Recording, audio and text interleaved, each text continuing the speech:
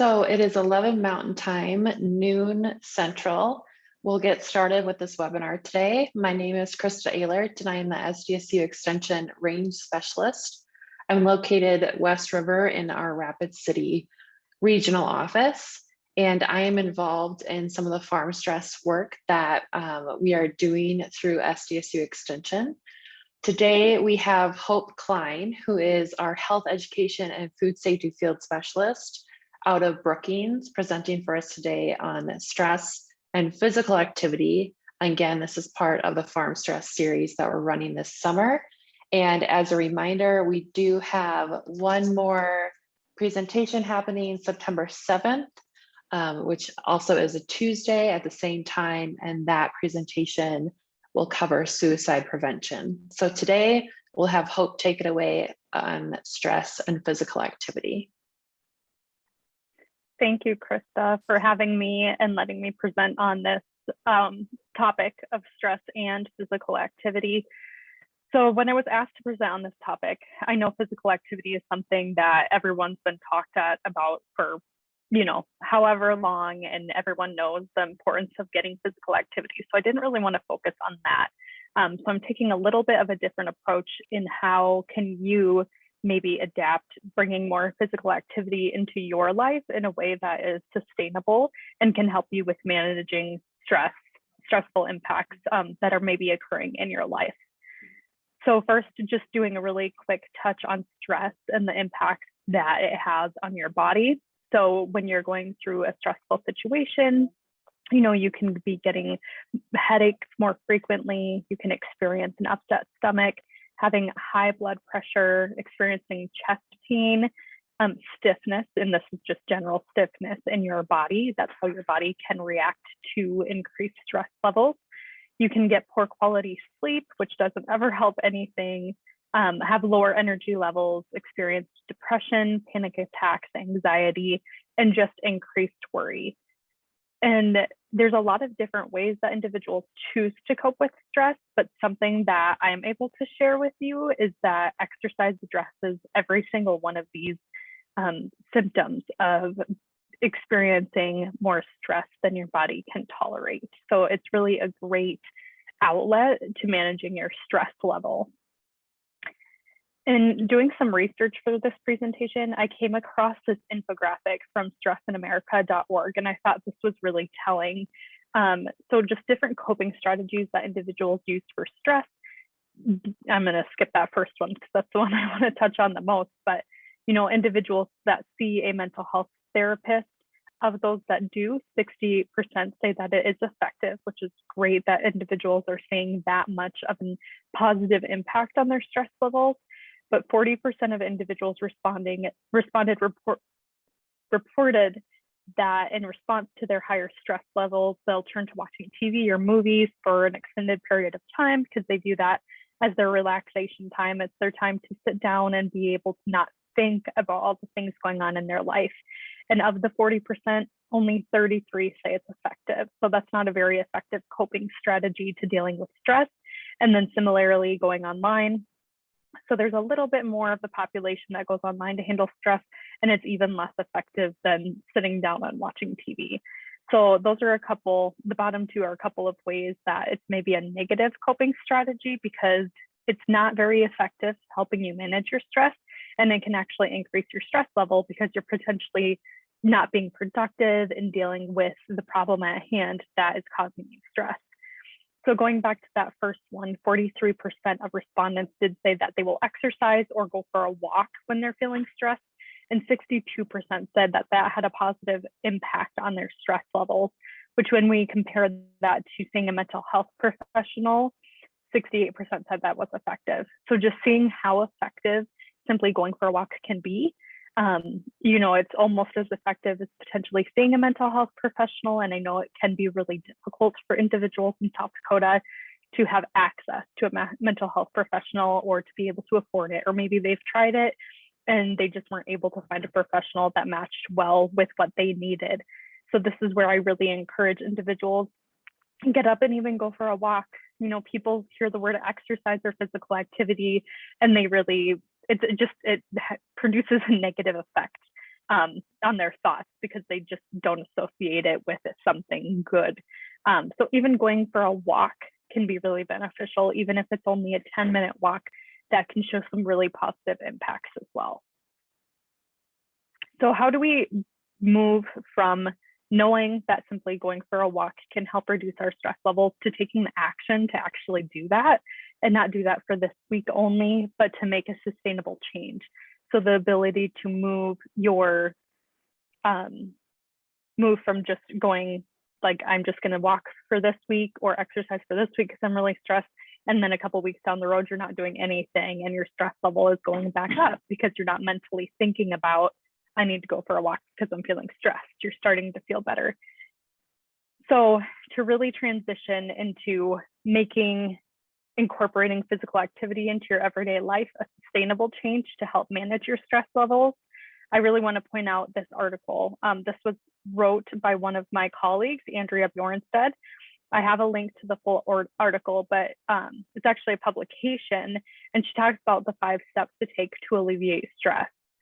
So those are to assess your needs and impacts, identify and access resources, pursue good quality decisions, connect with sources of support, and then to use effective coping strategies. So for my presentation, I'm really going to be focusing kind of on numbers 2 through 4 or 5, just to kind of help individuals identify what might work for me to maintain being physically active to help with my stress level. So first, looking at number 2, being able to identify and access different resources. So South Dakota is very unique in the fact that we're very rural, very frontier. We don't all have, 5 gyms to choose from within a 10-mile radius of our house. So just thinking about, you have to think outside of the box on where are some resources that are close to you or accessible to you that aren't maybe a gym or a walking trail or a biking trail. While those are all wonderful, it's just not realistic for everybody. So some items I like to point out, or resources I like to point out to everybody that most people will have either in their home or near them. First is, I just took a picture, or I didn't take a picture, but I found a picture of a living room. So just even in your own home, is there a space where you could, like in this image, move the coffee table, slide that coffee table over, and then you do have some room for physical activity? Or if you have a spare bedroom, maybe you've had some kids that have recently moved out of the house. Can you slide the bed over and have some room for some physical activity in your house? So just being able to identify in your own home, where is there a space where you can maybe bring some physical activity into your life? And again, even doing it in 10-minute bouts can be extremely beneficial, especially when you're doing it as a stress reliever.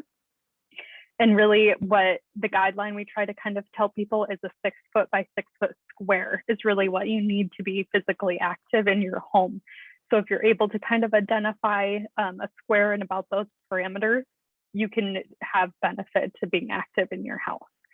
And really, a set of dumbbells from Walmart or online or wherever you want to get them, they are really inexpensive, and they're obviously really easy to customize to your fitness level of, I want to start off with 5-pound weights because maybe I haven't been active and lifted in a while, or, knowing like, oh, I've been throwing bales or something.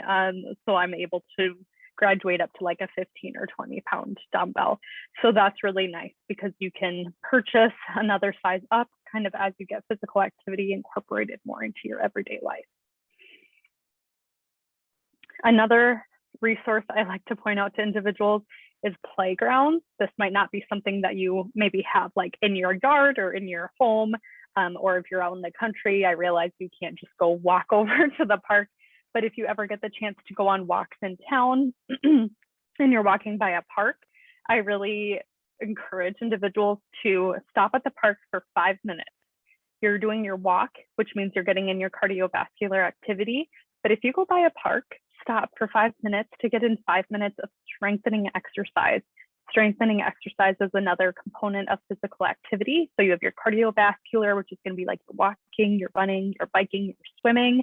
And then you have your strength training, which is any any movement you're doing to build muscle mass. So if you're thinking like bicep curls or squats, that would be your strengthening. So if you stop at a park, there's a few different ways you can utilize the equipment to get in some strength training. So some parks do have fitness zones. So they have like specific equipment to doing some exercise. And I know there are some located in South Dakota, but it's not something that's extremely popular.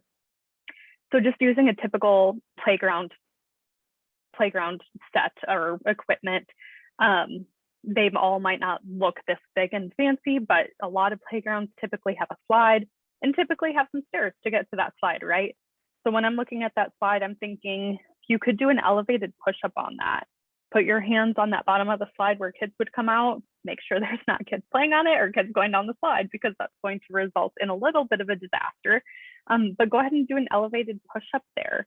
That's going to be easier than your typical standard push-up from the floor, because you're taking some of that weight and pressure off of your upper body. So, you know, busting out 10 push-ups or something, then you can go to the stairs, and even just going like up and down the stairs, or doing like step up onto the first step and then step down. So it's like you're doing, I can't think about that, the step aerobics, that's what I'm thinking, where you step up, up, down, down. You can do something as simple as that and work your quadriceps and hamstrings a little bit. Not in this picture, but I know this is commonly at a lot of playgrounds, are benches. So at that bench, you could do tricep dips to work the backs of your arms. So there's really just a lot of different things that you can do with playground equipment.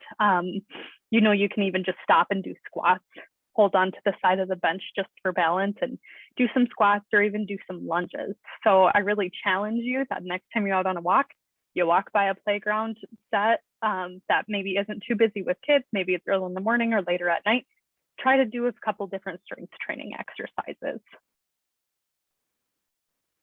Here I have a picture of a hallway. You know, whether it's a hallway in your home to go ahead and be active. In South Dakota, we have the wonderful barrier of wintertime. So it's hard to get outside and be active during the winter months. Or like this summer, we've had very hot, very humid days where a lot of people have been turned away from going for walks outside, which is definitely understandable. So do you have a long hallway in your home? Or I know like my parents' home, it's set up in a circle, so you could walk circles and maybe get a little bit dizzy just trying to get in some physical activity. Or if you frequently visit a building for, you know, running errands that has a long hallway that you can just go up and down. Something I commonly tell participants in some of the programs that I do is when they go grocery shopping, walk the perimeter of the store once or twice before you go and get your groceries, and you'll be surprised at how much more physical activity or steps that can add into your day as well. So just really seeking out those opportunities to just get in a little bit more movement throughout your day. I've got two more for the identify and access. This is just an image that I wanted to do for you can get out and be active in your house, in your yard. You can buy a yoga mat. They're relatively inexpensive too. Of course, you can buy a really nice one and spend a pretty penny on it, but you can get a basic one for pretty inexpensive. Like I said, get those weights. You can get resistance bands. So then you can mess with how hard the resistance is on how hard you are working, and you can do a lot of different exercises with the resistance band. Most of them will come also with like a little pamphlet with a number of different exercises you can do with a resistance band. And additionally, there's a lot of different platforms that will share different exercises for you to try out. And a lot of them too have really come with really nice videos that will demonstrate and verbalize how to do the move with proper form, which is highly important. So just investing in some equipment within your home for you to be able to utilize. There's also like kettlebells if you're wanting to get a little bit fancier than just a dumbbell, or maybe you've done a dumbbell for a while and you're looking to step up. Kettlebells can be really nice. So they're like just think of it as like a ball with like a handle on it. So your weight is in the ball, and then you have the handle that you hold on to, and it just forces you to do moves differently and help strengthen different muscles in your body. So that can be really great too. And then the last slide I have for identifying access is the virtual physical activity opportunities. this is something that was an option prior to COVID, but has definitely been improved upon and amplified because of COVID. There's a lot of gyms that previously didn't offer like joining a class virtually that now do, or they record their virtual classes. So then you can go through and select, oh, I feel like doing this kind of class today. And you still pay a monthly membership fee, but you can go in and access those videos either live or recorded. Otherwise, there's like, I know there's like Fitness Blender and some of those other programs that have virtual classes. And I know there's some other virtual physical activity programs that can be really accessible. So if you're way from out of town and you don't make it to town very often, this could be a really great option for you. So moving on to number 3 from that publication from Andrea Bjornstead is pursue. So assessing your options. So number 2 is really what options, what resources do I have at my fingertips? And number 3 is moving on to, okay, so you have all these options, but how should you use these resources? What's going to work best for you? If joining an exercise class virtually doesn't sound good to you, what about exploring other opportunities? So if you don't want to join a class over Zoom or watch a recording, can you explore some free apps, or even they have like $5 apps that have pretty good physical activity plans? What about investing in a physical activity tracker like a Fitbit or the Apple Watch or the Garmin that help track your steps throughout the day and your heart rate to see what zones you have been in, to see if you're meeting physical activity guidelines? And I really do recommend, I know there's people out there that are like, there's no way I'm joining a physical activity program through a virtual platform. So joining either live or watching a recording. But I highly recommend that you do step out of your comfort zone and try it. Try it once, try it twice, because you never know what you're going to end up liking and what you're not. And even if you try it a couple of times and you don't like it, then you've learned something. You learned what doesn't work for you, and maybe you're able to take what did I like out of this experience that I can move over into something else. So really just trying to learn through your experiences what's working for you and what's not. And if something's not working for you, do not force yourself to stick with it. Because if you don't like getting up and joining this class virtually, or you don't like getting up and going to a boot camp class and you just dread it all the time, it's not going to be sustainable. You have to enjoy what you're doing. So you have to be open to trying new things so that you can find that niche that works for you. All right, and then what does support look like for you? Looking to reach out and connect with other individuals, whether it's friends, family, someone at the gym, a personal trainer, whatever it is. You need connection and you need to build with that support system. I know that when I would say like I've gotten really good about this the past year. It took me a while to implement my own words of wisdom. But when I would set a goal for myself, like maybe I fell off the motivation train and I wasn't working out or being as active as I should. And then I was like, all right, starting tomorrow, I'm gonna, wake up this many days a week and do these different activities. I wouldn't tell anybody and I would just bank on myself doing it. I think it was just, I don't know if it was like the embarrassment of, oh, I'm somebody who went to school for exercise science and like I'm not even getting up and working out or being active. But what I've learned, and I've known this, but you don't always take everything you've learned and utilize it in your everyday life. But when you're telling others about your goals and your intentions, you're going to have better success with it. And research even shows that. So share what your goals and your desired behavior change is, because you're going to be more likely to stick with that. So now what I do is I'll tell my husband, hey, this is kind of what I'm up to. And he's like, okay, great. Like he doesn't really say much, but just having that accountability. If I sleep in someday, he might be like, oh yeah, you slept in. And I'm like, yeah, I know. And it just helps with that accountability. And then also something else I do is my brother and I actually Snapchat one another when we started our workout, because we typically wake up at about the same time and work out about the same time. So there has been times where I've snoozed my alarm and then I'll hear that beep on my phone that I've gotten a Snapchat, and I know it's from him and I know he's working out. So that makes me get out of bed and work out myself. So just really building a support system and connecting with others who have a like mind and really want to get active with you as well. All right, number 5. Andrea's article touches on using effective coping strategies.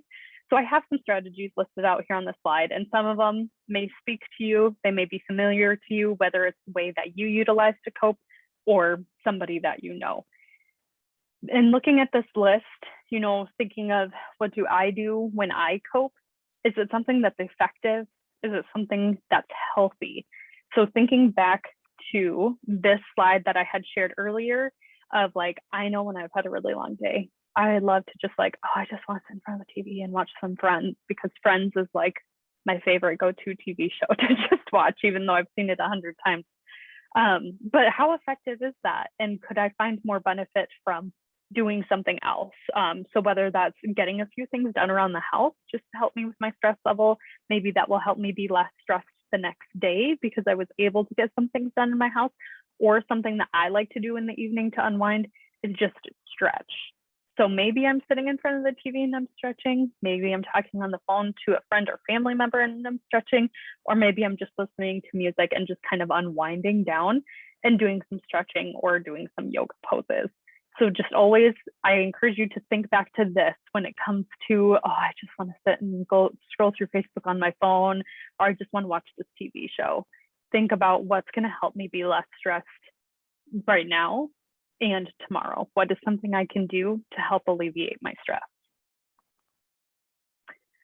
All right, so now that we've kind of gone through and we've talked about stress, talked about how to hopefully successfully incorporate some physical activity into your life, not just your day. I want to look at the benefits of physical activity, and I hope that you're able to see the connection between the symptoms of stress that I shared in my second slide, like the headaches, the upset stomach, the worriedness, and the poor quality of sleep. I'm hoping you're able to see the link between that and then the benefits of physical activity. So I don't want to share the same old benefits of physical activity that, again, you've likely all heard a number of times. So what I want to share now is instead the new health benefits that were released with updated research in 2018. So in 2018, they released a second edition of the physical activity guidelines. And with that, they released the new research. So they've been collecting copious amounts of research on physical activity. And these are the new health benefits that they're able to say do link to those who are physically active. So short-term benefits. So what are you going to feel right now when you're done with your physical activity? You're going to feel an improved quality for life. You're going to have reduced anxiety and reduced blood pressure. You'll improve your insulin sensitivity. So if you're somebody who's diabetic or pre-diabetic, that's going to be really impactful for you especially.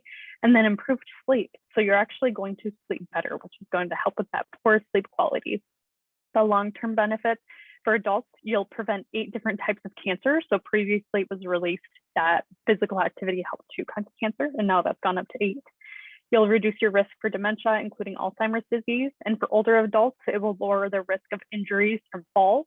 For pregnant women, it reduces the risk of postpartum depression. And for all groups, it reduces the risk of excessive weight gain. Then when it comes to disease management, the new health benefits are decreased pain of osteoarthritis. So being more active, even with osteoarthritis, is beneficial. Reduced disease progression for hypertension. So if you're somebody who has high blood pressure, you're going to reduce your disease progression. So you're not going to maybe fall into a chronic disease area as quickly, or you might just prevent that altogether. You'll have reduced disease progression for type 2 diabetes, reduced symptoms of anxiety and depression, and you'll improve your cognition for those with dementia, multiple sclerosis, ADHD, and even Parkinson's disease. A few more benefits. I wanted to touch on brain health because it ties so much clearly to stress and what you experience when you are stressed. So they have it based on population, so it touches on children and then the improvement in their cognition and their performance. For adults, reduced risk of dementia, and then older adults, improved cognition, and then overall improved quality of life. So that's kind of a summary of some of the points I touched on in the previous slide. And then here for children ages 6 to 17, there's a reduced risk of depression and a reduced depressed mood. So maybe it's not that you are depressed, but you just go through slumps, or you're having an off day. Then for adults, it reduced short-term feeling of anxiety and reduced long-term feeling and signs of anxiety disorders.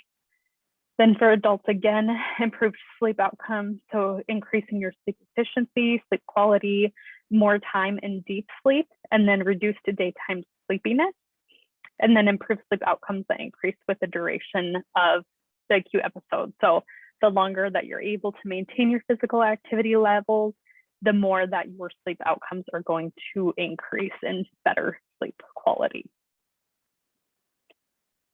So hopefully you all learned a little something from the new health benefits that have been released for those who are physically active. I just like to put this out on the slide because these are the updated physical activity guidelines that were released in 2018. It feels like yesterday they were released, but it was 3 years ago. So again, it's getting at least 150 minutes a week of moderate intensity aerobic activity. So that hasn't changed. And then also doing muscle strengthening activities on 2 days a week, but having days in between those. So you wouldn't want to strength train tonight and tomorrow. You want to have a day of rest so your muscles have the opportunity to recover. And then the image on the right is knowing if your activity level is moderate or vigorous. You use the talk test to find that out.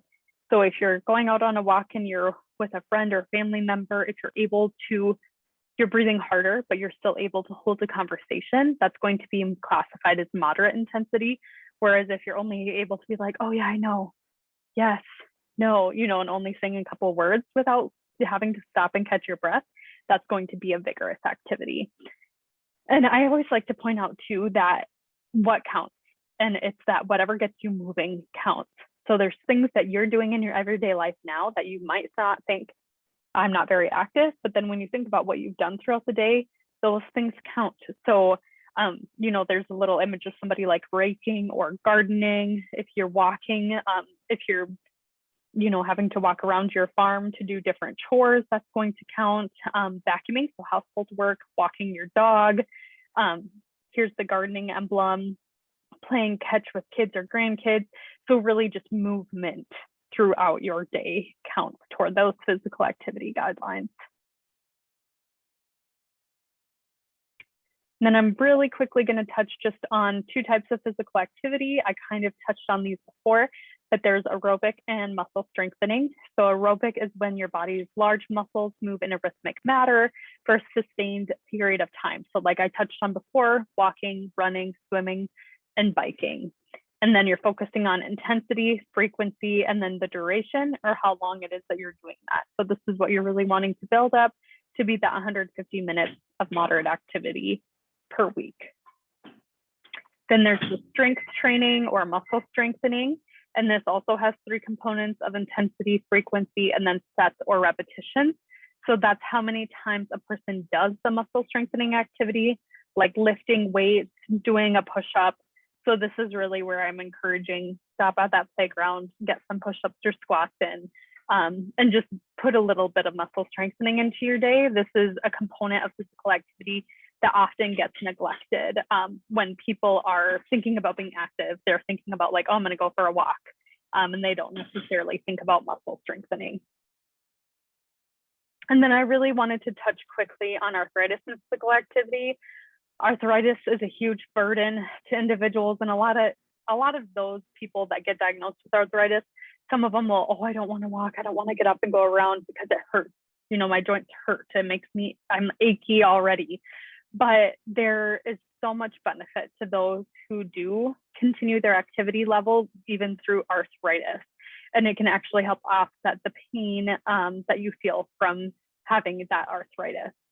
So touching really quickly on, talking here specifically about osteoarthritis, because it is the most common form of joint disability in the United States. It affects about 1 in 7 adults. And there's, I think it's over 200 kinds of arthritis. So this is just the most common one, but arthritis really is everywhere. And it's not just in our older populations. It really can target young adults as well, and even some youth. So arthritis is it's a big cost burden. There's a lot of different medical costs annually. like I mentioned, there's a lack of mobility that's associated with increased mortality. So what that's really meaning is someone gets diagnosed with arthritis, they quit moving as much because of their arthritic pain, and then they have a premature mortality rate, so meaning that they pass away at a younger age. That people experience pain in weight-bearing joints, and that's what really leads to their sedentary lifestyle, and it increases their stiffness and their pain. So it's really a vicious cycle of I'm sore and I'm stiff, I don't want to go for a walk today. But that doesn't help because it's keeping your joints locked up. It's not keeping the fluid moving in your joints, and it's just being a vicious cycle to increase pain and increase stiffness. So physical activity can improve pain and function by about 40% of those with osteoarthritis and other arthritis types. So there have been a number of studies done. And like I said, arthritis is the leading cause of disability for lower extremity joint impairment. And really physical activity programs can help. Like I had said, even if you're feeling some joint pain and joint stiffness, you have to keep those joints moving. It's not a thing you get out there and you walk as fast as you can for as long as you can and you'll be okay.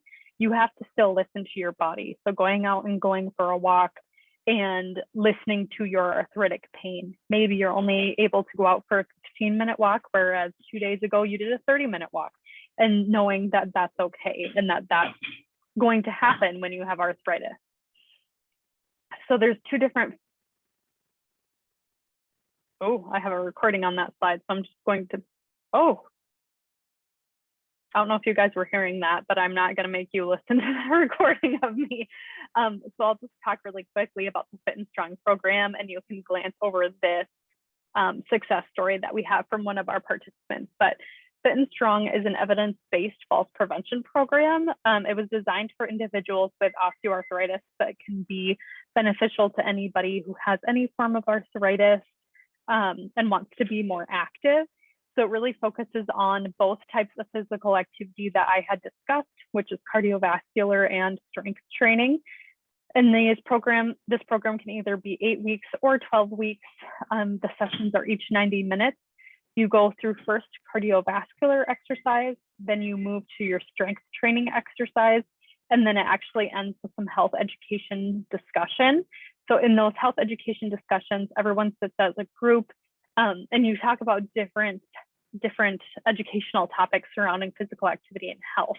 And something really great about the Fit and Strong program as well is that you make a contract with yourself on, what do I want out of this program? And then you revisit it toward the end of the program on what am I going to do now that this program is over? And you actually have a one-on-one opportunity with the Fit and Strong leader to discuss, once this program is over, here's what I'm going to do to continue to be physically active since the program is now done. So we've had a lot of really good success with the Fit and Strong program. We have both in-person and virtual opportunities available for participants, and we've had a really good success with both of them, both virtual and in person. This participant success story is from a virtual platform. So, she's talked about how she suffers from depression, but that through the Fit and Strong program, she has found herself happier, more energetic, and more anxious to get out and do things. She watches a lot less TV and does more things that she loves to do, and is more involved in working on her yard, and that she isn't ruled by the pain that once took over her life. And that was a participant from Peer that we had. Another program that I want to touch on is the Walk With Ease program. So this one is a walking program. It is evidence-based. It was developed by the Arthritis Foundation. It helps improve arthritis symptoms, helps increase arthritis self-management, increases balance, strength, and walking pace. So while this also was developed specifically for those with arthritis, really anybody looking to improve their time spent walking can benefit from the program, as long as they can be on their feet for 10 minutes without increased pain. So this has been a really great program. We have in-person and virtual for this program as well. For virtual, we aren't physically working out together like we are with Fit and Strong, but it's more we're touching on the health education, checking in with participants to see how is your walking going, what barriers are you encountering, and how can we help you address those barriers. So we have another participant review from Walk With Ease, and they just said that the program provided the encouragement they needed to get moving, how they would recommend trying this program to anyone in any condition, because you can set your own goals and we supply the encouragement and interest to help you meet those goals in a safe and healthy way. So we've had a lot of individuals that maybe have taken this program to just kind of help jumpstart their own physical activity motivation and to get them moving.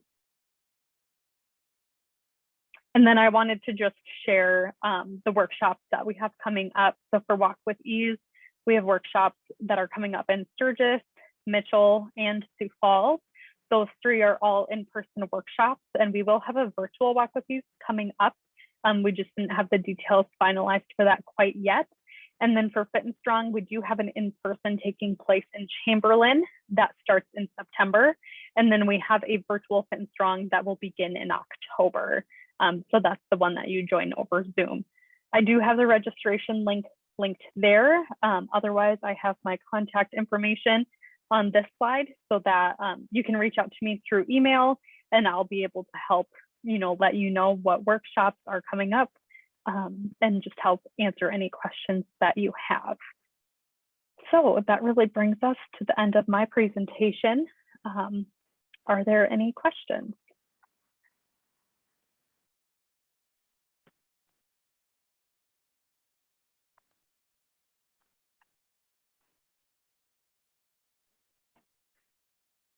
We don't have any questions yet. If any participants do have questions, you can use the Q&A feature down at the bottom of your screen to submit those.